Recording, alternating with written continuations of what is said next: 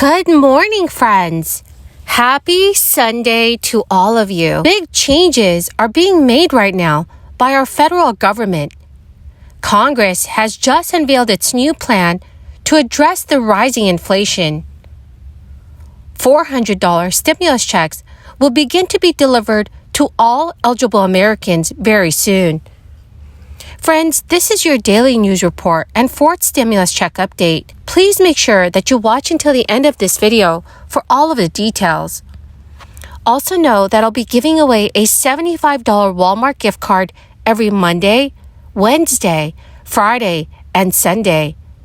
To enter today's giveaway, you simply have to click and like several of my videos, and then comment below the keyword of each video that you watch. Friends, the more often you comment below a keyword on a video, the greater your chance of winning the giveaway. More than 40% fewer families struggle to afford food, rent, utilities, car payments, student loans, and healthcare expenses. Small businesses and restaurants were getting killed. Now we're delivering loans and support they need to reopen and to stay open. Schools were struggling to reopen, so we made vaccinating teachers a priority. We delivered schools the much support they needed. State and local governments had to lay off tens of thousands of educators and first responders. Many are now back on the job thanks to the rescue plan. In fact, in May, state and local governments added 103,000 education jobs, returned them to work. These funds are continuing to get out this month to support state and local governments, which will help get more people back to work.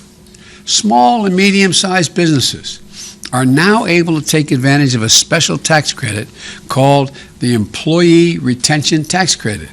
It provides businesses a generous tax credit to retain or hire more workers. Through our Restaurant Revitalization Fund, we anticipate being able to help over 100,000 hard-hit restaurants stay open. So here is the breaking news. California Governor Gavin Newsom announced this week an $18.1 billion package, which is aimed at relieving inflation for struggling Californians.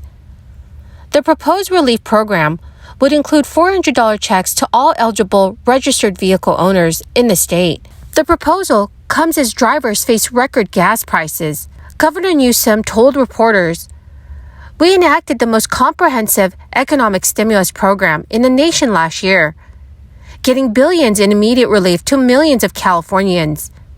But many folks are still struggling, especially with high costs due to inflation. So we're leveraging this historic surplus to get money back into the pockets of Californians." Other areas of financial relief include public transportation and childcare for low-income families.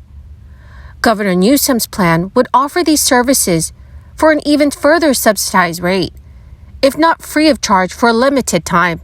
A further $1,500 in relief checks is proposed for hospital and nursing home staff who have been delivering care to the patients during the crisis. Over $1 billion would also be set aside to help residents pay their past due utility bills, including electricity and water. Now, friends, Amazon founder Jeff Bezos criticized President Biden this week over a tweet that said inflation could be brought down by taxing wealthy corporations. Biden earlier in the day tweeted, "You want to bring down inflation? Let's make sure the wealthiest corporations pay their fair share." Jeff Bezos replied to the president's tweet by stating, "Raising corporate taxes is fine to discuss. Taming inflation is critical to discuss. Mushing them together is just misdirection." While he didn't call out to Amazon specifically in that tweet, Biden has previously criticized the company's tax history. Amazon paid no federal income taxes in 2017 and 2018.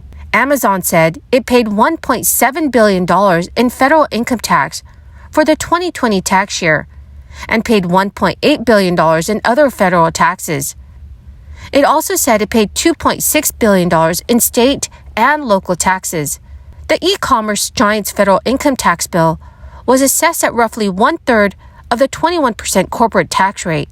So, my friends, do you agree with President Biden that the wealthiest corporations should pay their fair share in taxes, Please let me know your thoughts in the comments section below. Federal Reserve Chairman Jerome Powell warned this week that getting inflation under control could cause some economic pain, but that remains his top priority. Jerome Powell said he could not promise a so-called soft landing for the economy, as the Fed raises interest rates to tamp down price increases, which are running near their fastest pace in more than 40 years.